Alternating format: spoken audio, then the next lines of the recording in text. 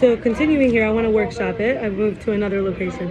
So what is, when we talk about the inner exile, so I don't have to coerce and pressure anyone. We can trust the portion that God sends us because it's kindness. It'll meet me wherever I am. I can take off the helmet of doubts. I don't have to manage anyone else's decisions. I'm safe now. I can be authentic and vulnerable. I can be honest. I can be myself. I don't give or take life. Nothing is ruined forever. No doom and destruction. Self-permission is contagious, and the most best, strongest trajectory will be victorious. I'm important to Hashem even though my super ego criticizes me and Hashem wants to please me.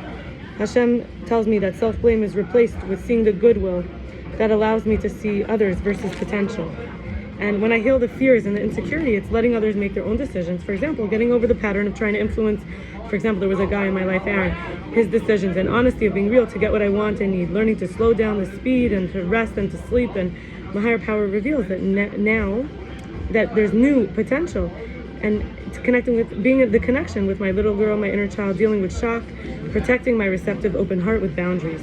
I spoke to my cousin Rivka Kellner. I was like, I'm learning to listen to Hashem, to eat from the tree of life instead of the tree of knowledge of good and evil, to let Hashem experience itself through me as an experience beyond good and bad, to expand the vessel, to let go of self-sabotage behaviors, to stop thinking I can control the outcomes and obsess about it when I can't, to face my fears and instead of avoiding them, to appreciate my inner protector who tries to keep me safe and comfortable, to let go of all other timelines besides the one I'm actually experiencing as reality, to adapt to new circumstances, to transmute shame, to trust Hashem can redeem me, that it's safe not to give and receive, that Hashem wants to give me love and light and kindness and mercy, to welcome and nurture my shadow, that mistakes show I'm barely trying, that I'm bravely trying, and to not prepare for my own demise.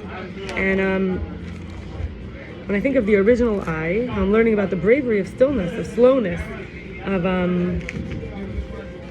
softness, of gentleness, in the silence, in the, despite exposure, contact, independent existence, finding all parts within.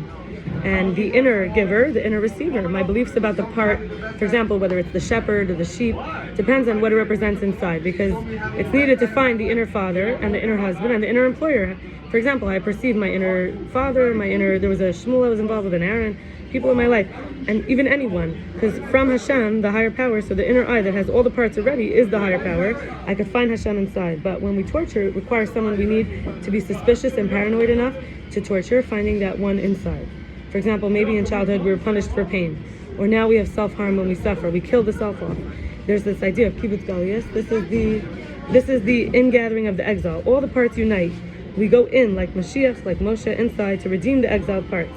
For example, the parts that got stuck, or the helpless parts that need forgiveness or innocence or friendship or pity. And when we connect with the spheres, the divine attributes, it's interrelated versus the broken vessels that shattered. So we remember that the outer version is by my value, perception, on the inside what the inner one represents. And from an I got from Hashem, I can then relate to the people outside of me from finding them inside of myself. Because all grief is based on thinking I'm not going to have that on the inside again, on the outside, which is what is on the inside. So in terms of recognizing my fears, workshopping this, vulnerability, visibility, territory, trampled, staying in shame forever, that the fish is killed for the diamond, being devalued just because of what is provided, someone talking too much about my issues, feeling violated, desecrated, rejected, used and discarded, feeling exploited, my female spiritual machinery, my inner fertile, garden, someone plants what they want, they take their stuff, abandon or reject me after that, and some triggers like interruption or not being asked permission. And we'll stop here, and I'll see you tomorrow. Wishing you an amazing week. All the best. Bye.